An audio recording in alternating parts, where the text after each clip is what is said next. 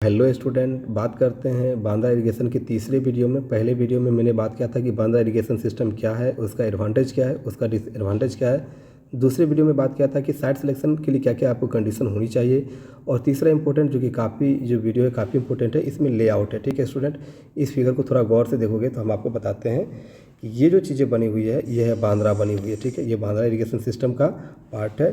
ये आपका रिवर है या फिर जो भी आपका वाटर आप जो आप स्ट्रीम साइड जिसको कहते हैं, ठीक है, उधर का वो क्षेत्रफल है। ठीक है, और साथ साथ अगर आप यहाँ देखो तो इधर से आपको कैनाल बना हुआ है, यानी कि जो पानी जमा करोगे तो उसको तो फॉलो करोगे ना, तो पानी इधर से होकर ये फॉलो करेगी। ठीक है, यानी कि जो खेतों तक पहुँचाओगे। ठीक है, और साथ ही साथ अगर आप ध्यान रखो यहाँ पर तो आपको पता चलेगा इसमें कि ईस्ट वाले जो पार्ट होता है, ये वाला जो पार्ट है, ये वाला जो पार्ट अभी हम आपको बता रहे हैं, इसको हम लोग कहते हैं स्क्रीनिंग वाल। ठीक है, जो कि जो आपका बांद्रा बना होता है उससे 90 या 120 डिग्री के आसपास पर ये बनी हुई रहती है।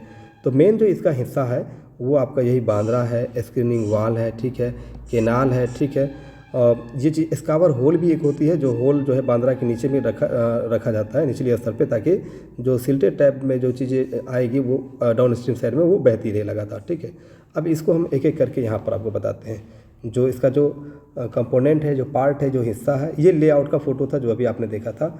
तो बांद्रा एंड स्कावर होल, बांद्रा और स्कावर होल क्या होता है अभी हम आपको दिखाते हैं। ठीक है, बांद्रा और स्कावर होल की अगर बात करोगे आप तो देखो ये बांद्रा का क्रॉस सेक्शनल एरिया है, और यहाँ पर अगर गौर से अगर आप देखो तो ये आपका स्कावर होल है। ठीक है, इधर तो पानी जमा रहेगी, तो ठीक है जमा रहेगी। अगर इसमें ज़्यादा सिल्ट या सैंडी टाइप की आएगी तो जो वाटर जमा रहेगी तो ये इधर से निकलते रहेगी थोड़ी थोड़ी मात्रा में। तो इससे क्या होगा, जो सिल्ट वगैरह या सेंड वगैरह आएगा वो डाउन स्ट्रीम साइड में ऐसी आते रहेगी, तो इधर वाला एरिया में सिर्फ आपको प्योर पानी आपको मिलेगा, वाटर मिलेगा। ठीक है, तो ये चीज़ें होती है। तो इसमें जो आपका 3-4 महत्वपूर्ण इसका पार्ट होता है, जिसमें कि एक है बांद्रा एंड स्कावर होल। ठीक है, पहली नंबर बात में।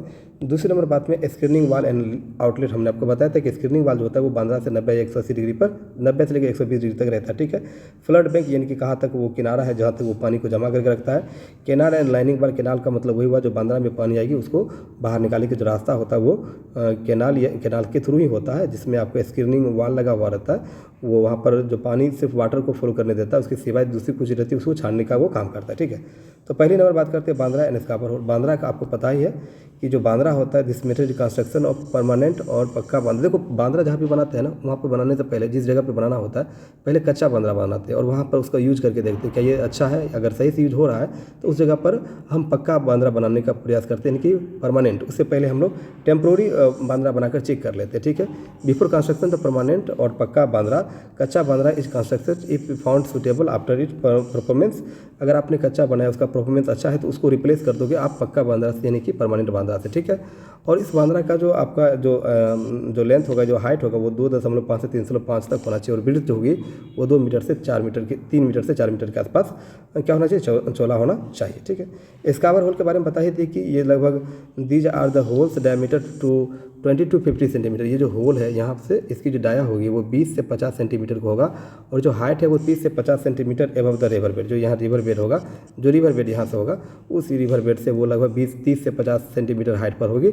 और वहाँ पर इसको इसलिए बनाते हैं ताकि जो भी आपको अप स्ट्रीम साइड में जो वाटर आती है उसके साथ जो सिल्ट वगैरह आ जाता है, यानी कि मिट्टी उट्टी के कण आ जाता है, वो इस स्कावर होल से वो डाउन स्ट्रीम में चला जाए। ठीक है, ये हमेशा ओपन ही रहता है। ठीक है, स्क्रीनिंग वाल के बारे में अगर बात करें तो हम आपको बताई थी कि एक स्क्रीनिंग वाल होती है जो बांद्रा से लगभग 90 से 120 डिग्री पर बनाया हुआ रहता है। इस स्क्रीनिंग वाल में एक गेट लगी हुई रहती है, उस गेट को ऑपरेटिंग सिस्टम हम लोग करते हैं, और उसको ऑपरेट करके हम लोग क्या करते हैं कि जो केनाल होता है उसकी तरफ हम लोग वाटर क्या करते हैं, फ्लो करा देते हैं जहाँ खेतों तक पानी पहुँच जाती है। ठीक है, बात समझ में आपका है। फ्लड बैंक जो होती है दीज आर द अर्थन इम्बैंक, मतलब जो आप ये जो चीज़ें आपने देखा यहाँ पर, ठीक है, ये जो चीज़ें आपने देखा, ठीक है, इसको हम लोग कहते हैं क्या, फ्लड बैंक। ठीक है, यानी बैंक मतलब हो गया किनारा, यानी जहाँ तक में ये पानी इसके अंदर में अटकने के लिए आ रहा था वो वाली चीज़ें। ठीक है, तो वो भी एक हिस्सा है। अब मानो उसको घेर के रखोगे तभी तो पानी उसमें स्टोरेज होगी, नहीं तो कैसे स्टोरेज होगी। ठीक है, और उसी जो स्टोरेज की होगी वाटर होगा उसको जमा करना है और फिर उसको आपको यूज कर लेने के।